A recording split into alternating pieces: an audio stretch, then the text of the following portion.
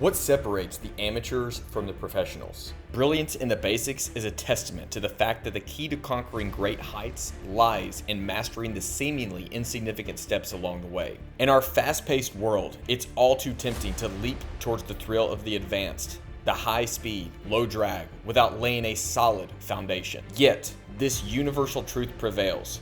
We must learn to crawl before we can walk, and walk before we can run. The fundamentals of marksmanship establish a framework for accuracy. Regardless if you're a novice holding a rifle for the first time, a seasoned marksman in the heat of a competition, or defending life and liberty.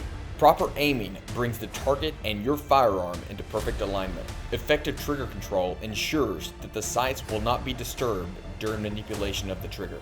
Stability of hold and breath control steady the weapon for the shot and prepare it for follow-up shots. And finally, effective follow-through, a guarantee that the other fundamentals are maintained throughout the shot.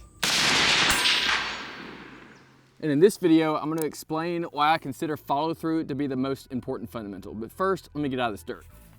And speaking of good fundamentals, if you want to dramatically improve yours and then also support this channel so I can keep making videos like this, then head over to Mantis using my affiliate link below and grab one of their dry fire training devices. Their Blackbeard and Blackbeard X are specifically designed for the AR15, and these devices allow you to practice dry fire without having to cycle the action after each shot because they automatically reset the trigger.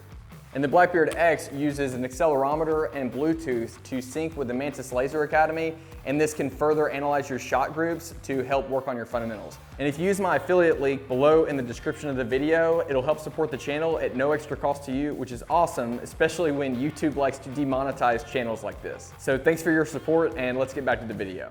Follow-through is simple to understand, but not always easy to apply. But if you know how to do the other fundamentals, most notably trigger control and sight alignment, then you just have to continue to do those throughout the duration of the shot, and that's follow through. And it's usually taught that aiming and trigger control are the most important fundamentals, and I actually agree in terms of mechanics. And lack of accuracy is often blamed on poor trigger control, but I would argue that most of the time it's actually poor follow through. Trigger control is a mechanical process, whereas follow through can be thought of as a mindset. And just like we covered in the video on trigger control, all that is pressing the trigger straight to the rear without disturbing the sight picture. In my experience, most people, after only a few repetitions in dry fire, can apply the fundamentals without any issue. But once you introduce ammunition and they go from dry fire to live fire, that's when the issues surface. And this is due to a lack of follow through, because during live fire, you have a small explosion going off in front of your face, and it's just natural to brace for that and try to protect yourself.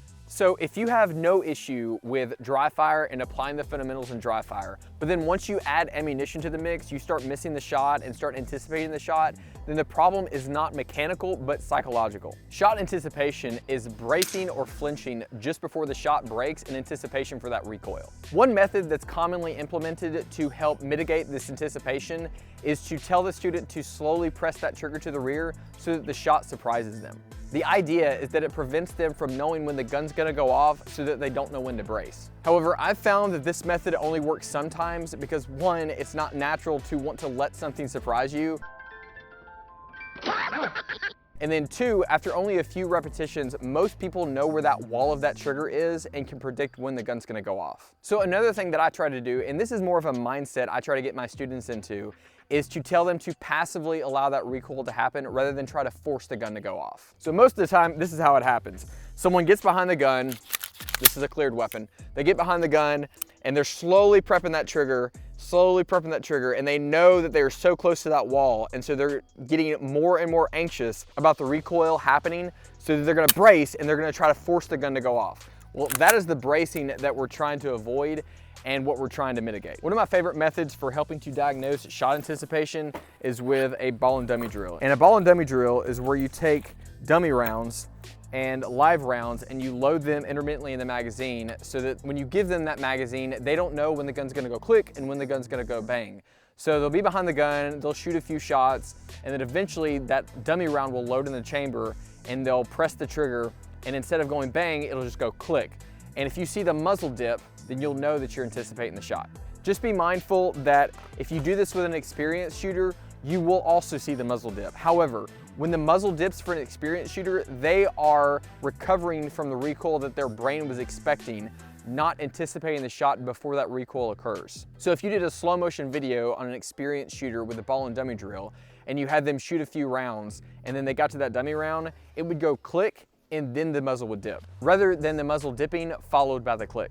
You need to let the target tell the story of whether or not that shooter needs a ball and dummy drill. Another great way to mitigate shot anticipation is to think about obtaining 2 sight pictures per shot. So if you're gonna fire 1 round, you should have 2 sight pictures. 1 sight picture before the shot, then the shot breaks, and then another sight picture after the shot. This helps with follow through to ensure that you're staying in those sights and not coming up from those sights to see where your shot went. For multiple shots, just remember that you'll have 1 additional sight picture for how many shots you take. That wraps up this video on follow through, as well as this series on the fundamentals of rifle marksmanship. Please consider hitting that subscribe button down below, as well as that bell, because YouTube loves to suppress this content and hide it from our viewers. Thank you so much for watching, and as always, train to a higher standard.